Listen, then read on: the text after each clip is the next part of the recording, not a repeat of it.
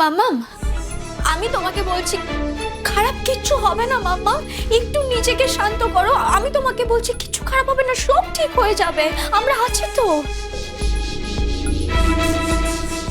আর ঠাকুর এত হৃদয় হতে পারেন না মাম্মা, ঈশ্বর আমাদের সবার সঙ্গে আছে।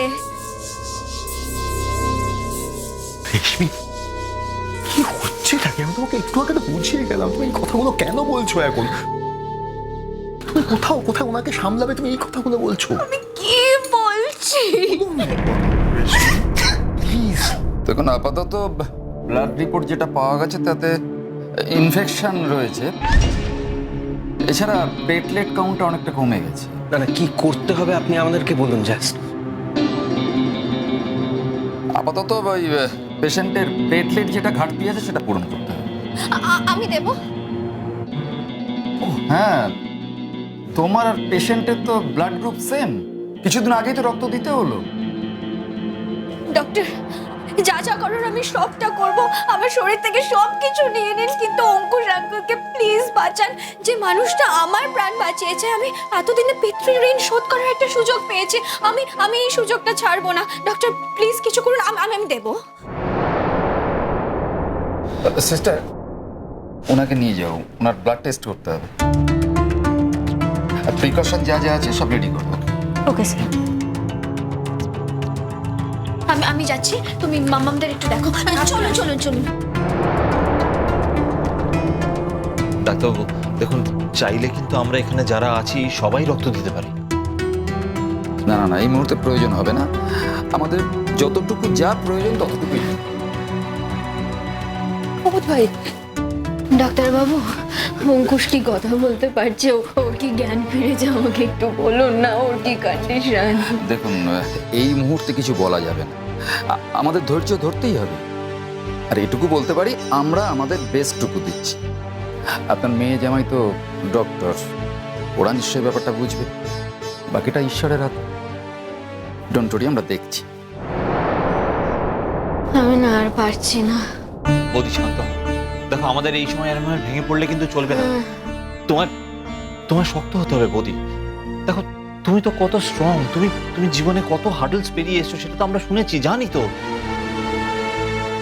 আমি আর পারছি না উজ্জ্বল, ভিতর থেকে না বারবার ভেঙে চুরমার হয়ে যায়। 10 বছর আগের গুড্ডি আর আজকের গুড্ডির মধ্যে না অনেকটা তফাৎ আছে।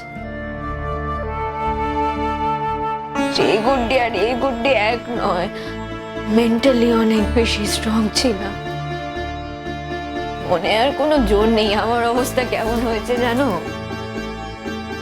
নদীর ধার ভাঙার মতো, ভাঙতে ভাঙতে না কিনারায় এসে পৌঁছেছি।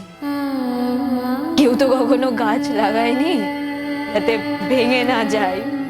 তোমাদের দাদা ভাই অঙ্কুশ চেষ্টা করেছিল একটা বাদ দেওয়ার, সে যদি আজ আমাকে ছেড়ে চলে যায় আমি কি নিয়ে থাকবো? আমি পারবো না। বলো না এসব, বলো না। বসো, ওখানে বসো। না, আমি বসবো না, আমি এখানেই দাঁড়িয়ে থাকবো।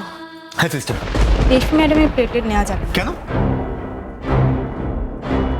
ওনার প্লেটের ম্যাচ করছে না। ডাক্তারবাবু টেস্ট করে বললেন কিছুদিন আগে ওনার অপারেশন হয়েছে। ওনার থেকে প্লেটের নিলে উনি অসুস্থ হয়ে যেতে পারেন। ওনার ইমিউনিটি পাওয়ার খুব কম। আপনারা কি কেউ দেবেন? চলুন, কোথায় যেতে হবে? আমি যাচ্ছি। না না, শোনো না, তুমি দাঁড়াও এখানে, তুমি এখানে মামুনির সঙ্গে থাকো। ওনার যা কন্ডিশন, আপনি চলুন, আমি যাবো, আমি আসছি।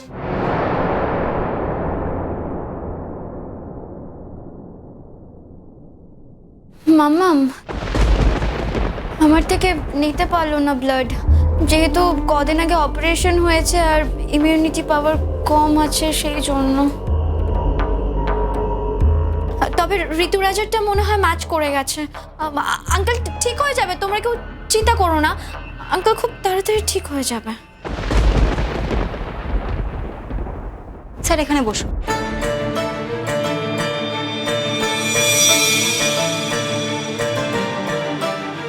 এখানে একটা সাইন। হ্যাঁ।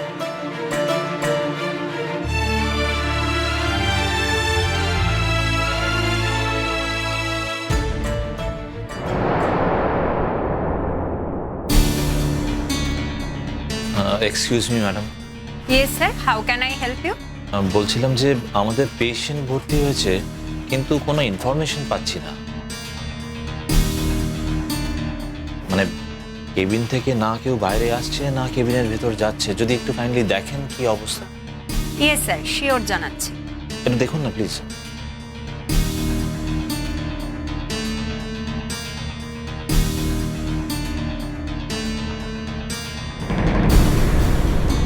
স্যার কাইন্ডলি একটু ওয়েট করুন, কেবিনের লাইনটা বিজি পাচ্ছি। স্যার এখনই সিস্টাররা বেরিয়ে আসবেন, আমি কিছু ইনফরমেশন পেলে সঙ্গে সঙ্গেই আপনাকে জানাচ্ছি। ওকে ঠিক আছে, থ্যাংক ইউ।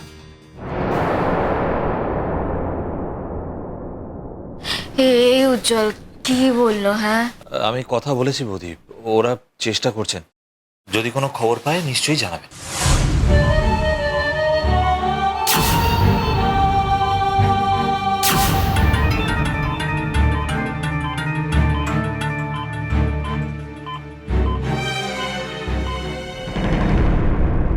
হে উজ্জ্বল, বলছি অনুরাগ তো এসেছিল, অনুরাগকে দেখছি না কেন? কোথায়? দাদা বললো একটু বাইরে যাবে, কিছু দরকার আছে বোধহয়, বাইরে থেকে আসছে, চলে আসবে এক্ষুনি। হ্যাঁ, আমার আসলে না মাথা কাজ করছে না। আমি আছি, এখানেই আছি, কিন্তু চারিদিকটা জানো তো মনে ঝাপসা হয়ে যাচ্ছে। দেখো তোমরা খেয়েছো কি খাওনি কিছুই খেয়াল রাখতে পারছি না। এই তোমরা কিছু মনে করো না, মনের অবস্থা তো ঠিক নেই, আমি তোমাদের খেয়াল রাখতে পারছি না। এই মা ছিছি বলবে, এটা কি ধরনের কথা? এখন এমন একটা বিপদে ওটা হওয়াই তো তোমার স্বাভাবিক।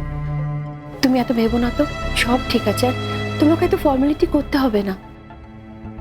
দাদার শরীরের এই অবস্থা বলেই না তুমি এরকম হয়ে আছো, বলো? আমি তো কখন থেকে ট্রাই করলাম মাম্মামকে কিছু খাওয়ানোর, কত করে বোঝাচ্ছি, কিছুতেই শুনছে না আমার কথা।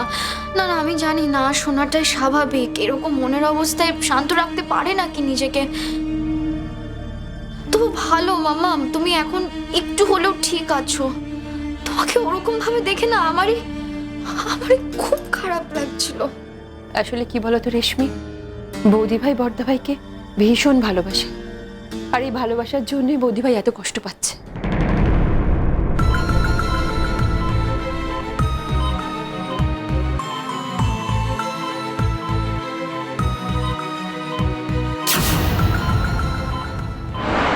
আচ্ছা অনেকক্ষণ হয়ে গেল, তোমরা তো কিছু খাওনি, আমি কিছু খাবার নিয়ে আসি ক্যান্টিন থেকে। শোনো, আমিও কিছু খাবো না, তুমি বরং রেশমি আর বৌদির জন্য কিছু নিয়ে এসো, যাও।